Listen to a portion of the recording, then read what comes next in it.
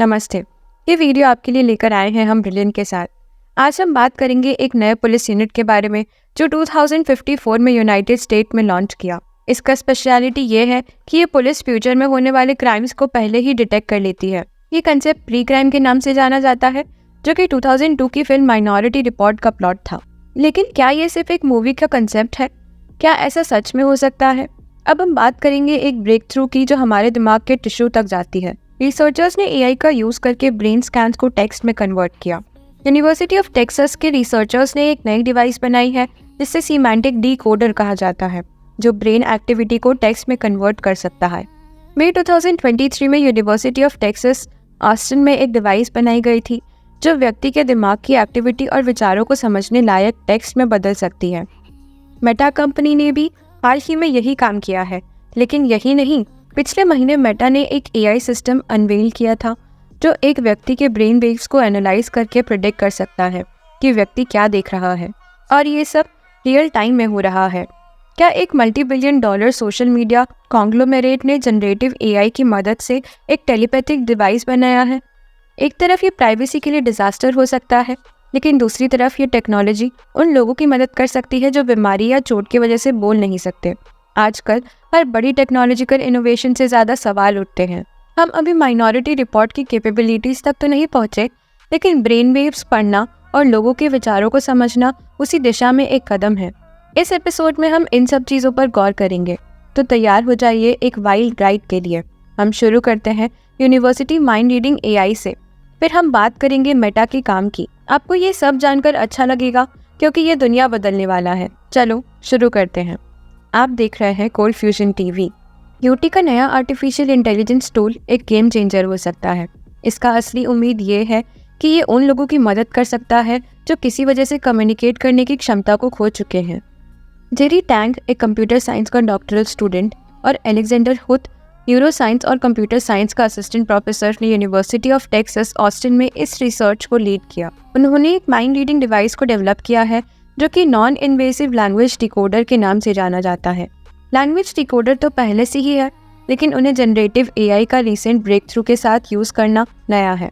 पुराने वर्जन सिर्फ कुछ शब्द या कुछ फ्रेजेस को ही पहचान सकते थे, लेकिन जेरी टैंग और उनकी टीम ने इसको एक नई ऊंचाई पर ले गए हैं। उनका device perceived speech, imagined speech और साइलेंट वीडियो से कंटिन्यूस लैंग्वेज को रिकंस्ट्रक्ट कर सकता है। दूसरी तरफ न्यूरालिंक जैसी टेक्नोलॉजी एक इन्वेसिव मेथड है। ये साफ डेटा प्रोवाइड करती है, लेकिन इसके ज़्यादा रिस्क भी हो सकते हैं। यूटी ऑस्टिन टीम ने एक नया सिस्टम बनाया है जिसे सीमेंटिक डिकोडर कहते हैं। ये नॉन इन्वेसिव ब्रेन रिकॉर्डिंग को एनालाइज करके फंक्शनल मैग्नेटिक रेजोनेंस इमेजिंग या fMRI के थ्रू काम करता है। डिकोडर व्यक्ति के परसीव या इमेजिन किए गए को कंटिन्यूस नेचुरल लैंग्वेज में बदलता है। ये बहुत ही इनक्रेडिबल लगता है, लेकिन हमें बहुत एक्साइटेड होने से पहले नॉन इन्वेसिव सिस्टम की लिमिटेशंस और रिसर्चर्स को ओवरकम करने वाले चैलेंजेस को समझना चाहिए। इन्वेसिव मेथड्स के बारे में बात करते हैं। आपने सुना होगा कि ब्रेन में इलेक्ट्रोड्स इम्प्लांट करने से कुछ नोटेबल अचीवमेंट्स मिलते हैं, लेकिन नॉन इन्वेसिव सिस्टम अभी भी अपने डेवलपमेंट के शुरुआती दौर में है और वाइटल एरियाज में थोड़ा पीछे है। टीम ने नॉन इन्वेसिव fMRI को चूज़ किया क्योंकि इसकी स्पैटियल स्पेसिफिसिटी बहुत अच्छी है। मतलब ये ब्रेन में न्यूरो एक्टिविटी को बहुत एक्यूरेटली पिन पॉइंट कर सकता है, लेकिन इसका एक बड़ा लिमिटेशन है कि इसका टेम्पोरल रेजोल्यूशन, यानी कि ये कितनी जल्दी ब्रेन एक्टिविटी में चेंजेस को कैप्चर करता है। fMRI जो ब्लड ऑक्सीजन लेवल डिपेंडेंट या बोल्ड सिग्नल मेजर करता है, वो नोटोरियसली स्लो है। न्यूरल एक्टिविटी के रिस्पॉन्स में राइज और फॉल करने में लगभग 10 सेकेंड लगते हैं। अब सोचिए, जब हम 1 से 2 शब्द प्रति सेकेंड की रेट पर बात करते हैं तो इसे डिकोड करना कितना मुश्किल होगा। तो रिसर्चर्स ने इस प्रॉब्लम को टैकल करने के लिए एक इनकोडिंग मॉडल का यूज़ किया है जो प्रेडिक्ट करता है कि ब्रेन नेचुरल लैंग्वेज को कैसे रिस्पॉन्ड करेगा। मॉडल को ट्रेन करने के लिए उन्होंने सब्जेक्ट्स के ब्रेन रिस्पॉन्सेस को रिकॉर्ड किया जब वो 16 घंटे तक स्पोकन नरेटिव स्टोरीज सुन रहे थे। सिमेंटिक फीचर्स एक्सट्रैक्ट करके और लीनियर रिग्रेशन का यूज़ करके उन्होंने ब्रेन के रिस्पॉन्सेस का एक एक्यूरेट मॉडल बनाया जो डिफरेंट वर्ड सीक्वेंसेस के लिए था। ये बेसिकली एक मॉडल है जो एक व्यक्ति के ब्रेन एक्टिविटी को लेकर जब वो MRI स्कैन में बैठे होते हैं और उसकी सुनी गई कहानी को स्पिट आउट करते हैं। यहाँ पर चीज़ें थोड़ी और इंटरेस्टिंग हो जाती हैं। रिकॉर्डेड वर्ड्स को प्रॉपर इंग्लिश ग्रामर और स्ट्रक्चर के साथ इंश्योर करने के लिए रिसर्चर्स ने generative neural networks, language model या जनरेटिव एआई को इनकॉर्पोरेट किया। और इंटरेस्टिंग बात यह है कि उन्होंने GPT-1 का यूज़ किया। ये मॉडल GPT मॉडल्स का एक पुराना वर्जन है जो कि अब काफ़ी फेमस हो चुका है। ये मॉडल एक्यूरेटली प्रिडिक्ट कर सकता है कि एक सीक्वेंस में अगले शब्द क्या होने वाला है, लेकिन यहाँ एक कैच है। काउंटलेस पॉसिबल वर्ड सीक्वेंसेस होने की वजह से हर एक को इंडिविजुअली जनरेट करना और स्कोर करना इम्प्रैक्टिकल होगा। इस प्रॉब्लम को सॉल्व करने के लिए एक क्लेवर एल्गोरिदम का यूज़ किया गया है जिसे बीम सर्च कहते हैं। चलिए मैं आपको ब्रीफली समझाता हूँ कि ये कैसे काम करता है। सबसे पहले ये ब्रेन एक्टिविटी को एनालाइज करता है, फिर एक वर्ड सीक्वेंस जनरेट करता है एक वर्ड के टाइम। ये सबसे पहले मोस्ट प्रोबेबल वर्ड सेंटेंसेस के ग्रुप से शुरू होता है। जब ये ब्रेन एक्टिविटी को फर्दर एनालाइज करता है और न्यू वर्ड्स आइडेंटिफाई करता है तो ये हर सीक्वेंसेस के लिए मोस्ट पॉसिबल कॉन्टिन्यूएशन जनरेट करता है। इस अप्रोच से पॉसिबिलिटीज ग्रेजुअली नैरो डाउन होती है और मोस्ट प्रॉमिसिंग ऑप्शंस हर स्टेप के लिए रखे जाते हैं। मोस्ट क्रेडिबल सीक्वेंसेस को रखे जाने से डिकोडर अपने प्रेडिक्शंस को कॉन्टिन्यूसली रिफाइन करता है और समय के साथ साथ मोस्ट लाइकली वर्ड्स को डिटरमाइन करता है। यहाँ एक एग्जाम्पल देना ज़रूरी होगा। मान लीजिए अगर एक व्यक्ति एप्पल शब्द सुनता है या सोचता है तो डिकोडर उसके करस्पॉन्डिंग ब्रेन एक्टिविटी को लर्न करता है। जब व्यक्ति एक नया शब्द या सेंटेंस एनकाउंटर करता है तो एल्गोरिदम लर्न एसोसिएशंस का यूज़ करके एक वर्ड सीक्वेंस जनरेट करता है जो लैंग्वेज स्टिमुलस के मीनिंग से मैच करता है। मान लीजिए अगर कोई व्यक्ति सुनता है या सोचता है कि मैंने एक सेब खाया तो एल्गोरिदम मैंने एक फल खाया या मेरे मुंह में एक सेब था जैसे सेंटेंसेस जनरेट कर सकता है। ये generated word sequence exact replica नहीं होता, लेकिन ये सीमेंटिक रिप्रेजेंटेशन को कैप्चर कर लेता है। इस तरह की igneous encoding system, generative AI और क्लेवर सर्च एल्गोरिदम की मदद से साइंटिस्ट ने इन्वेजिव fMRI की लिमिटेशंस को सर्कमवेंट करने में सफलता पाई। चैलेंजेस को टैकल करने के बाद रिसर्चर्स ने सिस्टम को टेस्ट करने का समय समझा। उन्होंने 3 इंडिविजुअल्स के लिए डिकोडर्स ट्रेन किए और हर व्यक्ति के डिकोडर को उनके ब्रेन रिस्पॉन्स को एनालाइज करके इवैल्यूएट किया जब वो नई स्टोरी सुन रहे थे। गोल ये था कि देखा जाए कि क्या डिकोडर इन्फॉर्मेशन के मीनिंग को समझ सकता है। उनके फाइंडिंग्स बिल्कुल रिमार्केबल थे। डिकोडेड वर्ड सीक्वेंसेस ने सिर्फ इन्फॉर्मेशन के मीनिंग को ही नहीं कैप्चर किया, बल्कि अक्सर एग्जैक्ट वर्ड्स और फ्रेजेस को भी रेप्लिकेट किया। ये दिखाता है कि सीमेंटिक इन्फॉर्मेशन या इन डेप्थ मीनिंग को ब्रेन सिग्नल से एक्सट्रैक्ट किया जा सकता है, जो कि fMRI द्वारा मेजर किए गए हैं। रिसर्चर्स ये भी जानना चाहते थे कि क्या ब्रेन के अलग अलग पार्ट्स में लैंग्वेज के बारे में सिमिलर या डिफरेंट इन्फॉर्मेशन होती है। बेसिकली उनका फोकस था कि डिकोडिंग प्रोसेस कॉर्टिकल रीजन्स में कैसे काम करती हैं। कॉर्टिकल रीजन्स ब्रेन के आउटर लेयर यानी सेरेब्रल कॉर्टेक्स के स्पेसिफिक एरियाज होते हैं। हर रीजन डिस्टिंक्ट सेंसरी, मोटर या कॉग्निटिव प्रोसेस से करस्पॉन्ड करता है। रिसर्चर्स ने इन रीजन में वर्ड सीक्वेंस डिकोड करने के प्रेडिक्शन को कंपेयर किया और उन्होंने कुछ एक्स्ट्राऑर्डिनरी डिस्कवर किया। उन्होंने पाया कि diverse brain region redundantly encode word level language representations. Basically हमारे ब्रेन्स में लैंग्वेज अंडरस्टैंडिंग और यूजेज के लिए बैकअप सिस्टम होते हैं। ये ऐसे ही है जैसे आपके पास एक ही बुक की कई कॉपीज़ हों। अगर आप एक कॉपी खो देते हैं या वो डैमेज हो जाती है तो आप दूसरी कॉपी से बुक पढ़ सकते हैं। ये रिसर्च सजेस्ट करती है कि अगर एक ब्रेन रीजन डैमेज हो जाता है तो भी दूसरे रीजन्स में सेम इन्फॉर्मेशन को प्रोसेस कर सकते हैं, जैसे हमारी लैंग्वेज एबिलिटीज़ प्रिजर्व रहती हैं। ये काफ़ी एस्टॉनिशिंग है। रिसर्चर्स ने अपने सिस्टम को और भी टेस्ट किया। इमेजिन स्पीच पर, जो कि ब्रेन में साइलेंट स्पीच को इंटरप्रेट करने के लिए क्रूशियल थी। पार्टिसिपेंट्स को fMRI स्कैन्स के दौरान स्टोरीज इमेजिन करने को कहा गया और डिकोडर ने उनकी स्टोरीज के कंटेंट और मीनिंग को सक्सेसफुली आइडेंटिफाई किया। रिसर्चर्स अपने नए डिस्कवरीज से काफ़ी खुश थे और उन्हें other types of information decode करने की संभावना से इंट्रिग्यू फील हो रहा था, तो उन्होंने क्रॉस मॉडल डिकोडिंग एक्सप्लोर किया। रिसर्चर्स का कहना था कि उन्हें सरप्राइज हुआ जब डिकोडर्स तब भी काम कर रहे थे जब पार्टिसिपेंट्स स्पोकन लैंग्वेज नहीं सुन रहे थे। अगर कोई व्यक्ति मूवी देख रहा होता है तो मॉडल प्रिडिक्ट कर सकता है कि वो क्या देख रहा है। ये स्टडी ब्रेन कंप्यूटर इंटरफेस के लिए एक सिग्निफिकेंट एडवांसमेंट है, जो कि इन्वेसिव मेथड की ज़रूरत नहीं है। लेकिन स्टडी ने यह भी हाईलाइट किया कि डिकोडिंग प्रोसेस को इम्प्रूव करने के लिए मोटर फीचर और पार्टिसिपेंट फीडबैक को इंक्लूड करने की ज़रूरत है। लेकिन ये कहानी यहाँ ख़त्म नहीं होती। जैसा कि प्रॉमिस किया गया था, मेटा ने पिक्चर में एंट्री की और उन्होंने हमारे सोचने के तरीकों और भी ऊंचा कर दिया। माइनॉरिटी रिपोर्ट मूवी में तो साइकिक्स ने इंडिविजुअल के इंटेंशंस रिवील किए थे, लेकिन रियल लाइफ में एआई ये काम करने की कोशिश कर रहा है। लेकिन एआई काम कैसे करता है? अब आपको ये जानने का एक फन और इजी वे मिल गया है, और वो है आज के स्पॉन्सर ब्रिलियंट के साथ। ब्रिलियंट का आर्टिफिशियल न्यूरल नेटवर्क्स कोर्स इसके लिए परफेक्ट है। मैं इसका यूज़ कर चुका हूँ जब मैं एआई पर एपिसोड बना रहा था। ब्रिलियंट के पास मैथ्स और कंप्यूटर साइंस से लेकर जनरल साइंस और स्टैटिक्स तक के इंटरैक्टिव स्टेम कोर्सेज हैं। चाहे आप सिर्फ अपनी लर्निंग को ब्रश अप करना चाहते हैं या अपने करियर के लिए रिफ्रेशर की ज़रूरत है, ब्रिलियंट आपको कवर कर सकता है। आप 30 डेज़ के लिए फ्री में स्टार्ट कर सकते हैं और पहले 200 लोग जो साइन अप करेंगे उन्हें एनुअल प्लान पर 20% ऑफ मिलेगा। आप brilliant.org/coldfusion पर जाकर स्टार्ट कर सकते हैं। धन्यवाद। अब वापस एपिसोड की तरफ। अक्टूबर 18, 2023 को मेटा ने इस फील्ड ऑफ रिसर्च को और भी आगे बढ़ाया। उन्होंने fMRI की जगह मैक टेक्नोलॉजी का यूज़ किया, जो कि एक और non invasive neuro imaging technique है जो सेकंड के हिसाब से 1000 ऑफ ब्रेन एक्टिविटी मेजर ले सकता है। इसके साथ उन्होंने एक एआई सिस्टम क्रिएट किया जो कि ब्रेन में विजुअल रिप्रेजेंटेशंस को डिकोड कर सकता है। ये सिस्टम रियल टाइम में डिप्लॉय किया जा सकता है, जो कि ब्रेन एक्टिविटी से इमेजेस को रिकंस्ट्रक्ट कर सकता है, जो कि ब्रेन द्वारा हर पल परसीव और प्रोसेस किए जाते हैं।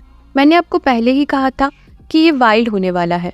ये सिस्टम 3 पार्ट से बना है, एक इमेज इनकोडर, एक ब्रेन इनकोडर और एक इमेज डिकोडर। एआई को एक पब्लिक डेटा सेट पर ट्रेन किया गया था, जो कि एक हेल्दी वॉलंटियर्स से मैग रिकॉर्डिंग्स एक्वायर करके बनाया गया था। मेटा की रिसर्च में पाया गया कि brain signal modern computer vision AI systems जैसे कि डीनो V2 के साथ सबसे अच्छे से अलाइन होते हैं। ये एआई ने खुद ही इमेजरी सीखी थी और इसका सुपरविजन ह्यूमन लेबल्स द्वारा नहीं किया गया था। मेटा का कहना है कि self supervised learning AI system को ब्रेन लाइक रिप्रेजेंटेशन सीखने में मदद करती है। एल्गोरिदम में आर्टिफिशियल न्यूरॉन्स वैसे ही एक्टिवेट होते हैं जैसे फिजिकल न्यूरॉन्स ह्यूमन ब्रेन में सेम इमेज के रिस्पॉन्स में एक्टिवेट होते हैं। इस तरह की फंक्शनल अलाइनमेंट एआई सिस्टम और ब्रेन के बीच यूज़ की जा सकती है इमेजेस जनरेट करने के लिए, जो कि पार्टिसिपेंट स्कैनर में देख रहे होते हैं। इस टेक्निक का यूज़ करके मेटा ने लोगों के दिमाग को पढ़ना मैनेज किया और इंटरप्रेट किया कि वो क्या देख रहे थे। लेफ्ट साइड पर ओरिजिनल इमेज है जो पार्टिसिपेंट को दिखाई गई थी, और राइट साइड पर वो इमेज है जो एआई सोचता है कि व्यक्ति देख रहा है। और याद रखिए, ये रिजल्टिंग इमेजेस सिर्फ ब्रेन वेव्स द्वारा डिटरमाइन की गई थी। एआई को कोई आइडिया नहीं था कि व्यक्ति एक्चुअली क्या देख रहा था। Resulting images broad object categories को नेल कर सकते थे, लेकिन फाइनल डिटेल्स में अनस्टेबल थे। मेटा का दावा है कि उनकी रिसर्च अल्टीमेटली एआई सिस्टम के डेवलपमेंट को गाइड करने के लिए है, जो कि ह्यूमंस की तरह लर्न और रीजन करने के लिए डिज़ाइन किया गया है। ब्रेन रीडिंग टेक्नोलॉजी का फ्यूचर इन्विजन करना चैलेंजिंग है, लेकिन इसका पोटेंशियल बहुत वास्ट हो सकता है। फॉर इंस्टेंस, ये उन लोगों की मदद कर सकता है जो मेंटली कॉन्शियस है लेकिन स्पीक या कम्युनिकेट नहीं कर पाते। अगर हम और आगे सोचें तो इमेजिन कीजिए, अगर एक स्मार्टफोन का वॉल्यूम, नोटिफिकेशंस और म्यूजिक सिलेक्शन यूज़र की मूड या ब्रेन एक्टिविटी के हिसाब से अडाप्ट हो, और स्मार्टफोन्स और अदर डिवाइसेस को सिर्फ थॉट्स अलोन से कमांड या क्वेरी किया जा सके। ये गूगल असिस्टेंट से बात करने जैसा होगा, लेकिन आपके ब्रेन से। नेक्स्ट सेंस, जो कि गूगल की parent company alphabets x division से ओरिजिनेट हुआ, 2020 से कुछ इंटरेस्टिंग काम कर रहा है। ये स्टार्टअप करेंटली ईयरबड डेवलप कर रहा है, जो कि ह्यूमन ब्रेन सिग्नल्स को कैप्चर करने की रिमार्केबल एबिलिटी रखता है। ये ईयरबड्स ब्रेन कंडीशंस जैसे कि एपिलेप्सी, डिप्रेशन और स्लीप डिसऑर्डर्स को मॉनिटर और डायग्नोस करने के पोटेंशियल रखते हैं। ये सीजर्स डिटेक्ट कर सकते हैं, मेडिकेशन इफेक्टिवनेस एसेस कर सकते हैं, डीप स्लीप इंप्रूव कर सकते हैं और कॉम्प्रिहेंसिव ब्रेन असेसमेंट के लिए वैल्यूएबल इंसाइट्स प्रोवाइड कर सकते हैं। ब्रेन स्कैनिंग टेक्नोलॉजी के साथ अभी लंबा रास्ता तय करना बाकी है, लेकिन ये साफ है कि हम एक नए युग की शुरुआत में हैं, जहां हम ह्यूमन ब्रेन को इंटरप्रेट करने जा रहे हैं जनरेटिव एआई की मदद से। लेकिन नेगेटिव साइड पर ये सारी टेक्नोलॉजी का सम एक प्राइवेसी कैटास्ट्रोफे हो सकता है। सोचिए, अगर मेटा या गूगल को पता चल जाए कि आप क्या देख रहे हैं, क्या सोच रहे हैं, ताकि वो अपनी एडवर्टाइजिंग को बेहतर टारगेट कर सके या पब्लिक ओपिनियन को एक या दूसरे तरीके से स्वे कर सके। कौन जाने कि ये टेक्नोलॉजी अगले 30 सालों में किस तरह इवॉल्व होगी, वही एरा जिसमें माइनॉरिटी रिपोर्ट सेट है। मेटा इन्वॉल्व होने के साथ मेरे लिए नेचुरल कंसर्न्स हैं। माइंड डिकोडिंग टेक्नोलॉजी रिसर्च में एक बात है, लेकिन पॉपुलर वेरिएबल टेक्नोलॉजी जैसे कि मेटा वीआई हेडसेट या वीडियो कैमरा ग्लासेस होना फ्यूचर में फर्म के लिए एक टेम्पटेशन हो सकती है। मेटा कभी भी यूज़र प्राइवेसी और कंसर्न के लिए जाने नहीं गए थे, लेकिन ट्रू माइंड रीडिंग या टेलीपैथी अचीव करने के लिए डिकोडिंग टेक्नोलॉजी को कई चैलेंजेस और लिमिटेशंस को ओवरकम करना होगा। एक्यूरेसी और रिजोल्यूशन को इंक्रीज करना होगा, सिस्टम को टोन, इमोशन और थॉट्स के कंटेक्चुअल न्यूएंसेस को समझना होगा। दूसरी बात, ये दोनों डायरेक्शंस में काम करना चाहिए ताकि एक व्यक्ति थॉट्स को एक व्यक्ति से दूसरे व्यक्ति तक भेजे और रिसीव कर सके। तो ट्रू टेलीपैथी अभी भी फॉर्मली फिक्शन में रूटेड है और शायद यही अच्छा है। तो वापस यूनिवर्सिटी रिसर्चर्स की तरफ एक सेकंड के लिए। साइंटिफिक वर्ल्ड हैरान है, सिमेंटिक डिकोडर के फाइंडिंग्स अनडिनाइबली रिमार्केबल है। आज हम न्यूज़ में एक स्पेसिफिक तरीके से टर्न करते हैं जिसमें आर्टिफिशियल इंटेलिजेंस टेक्नोलॉजी हमारी दुनिया को बदल रही है और ये बिल्कुल रिमार्केबल है। यूनिवर्सिटी ऑफ टेक्सास ऑस्टिन के न्यूरो साइंटिस्ट कहते हैं कि उन्होंने एक मेजर ब्रेक थ्रू किया है। उन्होंने फिगर आउट किया है कि कैसे ब्रेन एक्टिविटी को वर्ड्स में ट्रांसलेट किया जाए आर्टिफिशियल इंटेलिजेंस का यूज़ करके। डॉक्टर अलेक्जेंडर हुथ, लीड रिसर्चर, अपने सरप्राइज एक्सप्रेस के गार्डियन से कहते हुए कि हम थोड़े शॉक थे कि ये इतना अच्छा काम कर रहा है। मैं इस पर 15 साल से काम कर रहा हूँ, तो जब ये फाइनली काम कर गया तो ये शॉकिंग और एक्साइटिंग था। ये ब्रेक थ्रू ने मीडिया और साइंटिस्ट दोनों से वाइड स्प्रेड अटेंशन कैप्चर की। यूनिवर्सिटी ऑफ ऑक्सफोर्ड के प्रोफेसर टिम बेरन ने स्टडी के टेक्निकल प्रेस की प्रेसेस की, उसकी पोटेंशियल को हाईलाइट करते हुए कि कैसे थॉट्स और ड्रीम्स को डिसाइफर किया जाए और सबकॉन्शियस ब्रेन एक्टिविटी से नए आइडियाज़ रिवील किए जाएं। उन्होंने गार्डियन से कहा, ये जनरेटिव मॉडल्स आपको ब्रेन में क्या है उसको एक नए लेवल पर देखने देते हैं। इसका मतलब ये है कि आप fMRI से कुछ डीप चीज़ों को रियली रीड आउट कर सकते हैं।